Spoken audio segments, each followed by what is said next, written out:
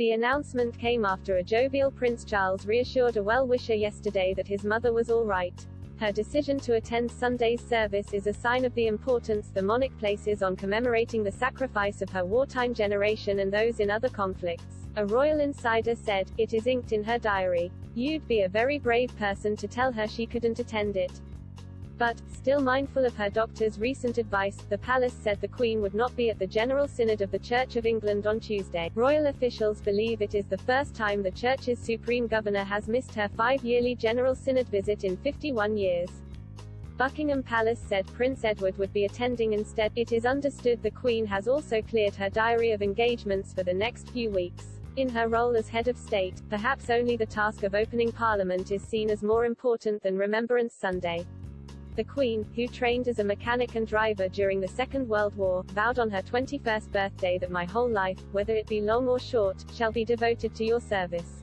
Buckingham Palace said last night she will view Sunday's event, Charles' 73rd birthday, from the balcony of the Foreign, Commonwealth and Development Office building in central London. Her Majesty has not joined royal family members on parade in front of the Cenotaph since 2017. She has opted instead to watch from above and let Charles lay a wreath on her behalf.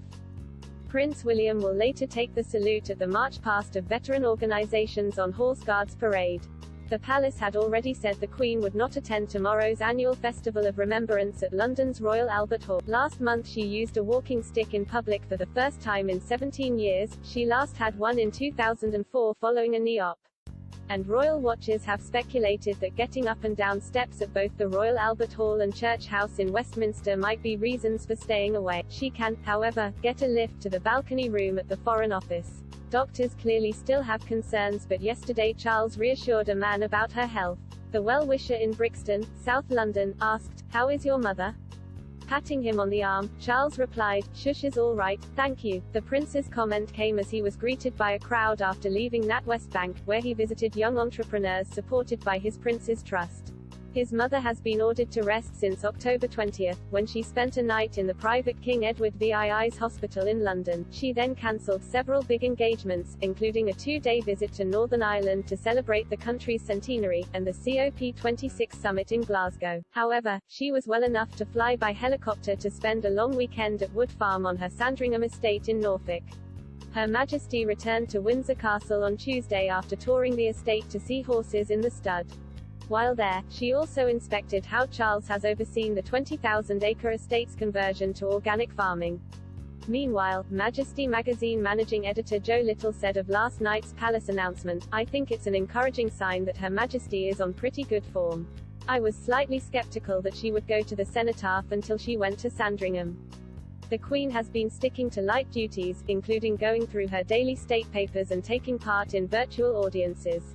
On Wednesday, she presided over a video-linked Privy Council meeting. Meanwhile, a cheerful Charles had his mind read by magician Chris Wall during his meeting yesterday with the Prince's Trust entrepreneurs. Chris, 29, who performs as Chris reads minds, asked him to think of a name, number and color. Looking nervous at first, Charles chose blue and 12, but struggled to think of a name. The prince asked, "Any name? Of any person?" He then laughed and, opting for his eldest grandchild, declared, "George."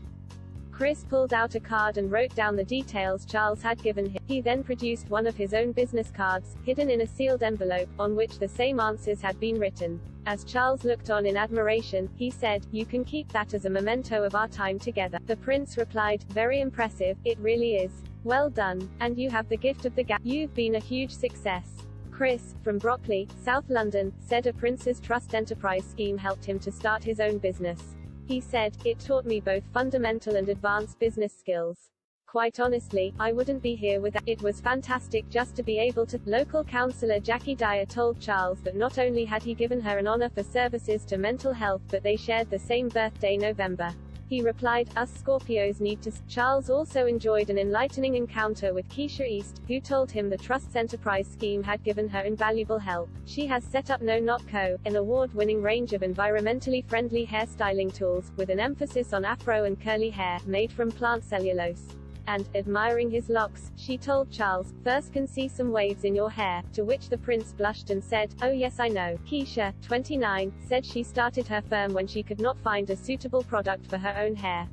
She then showed the royal a brush that helps stimulate the scalp and promote growth. Stroking his own hair, Charles asked her ruefully, "Does it work?"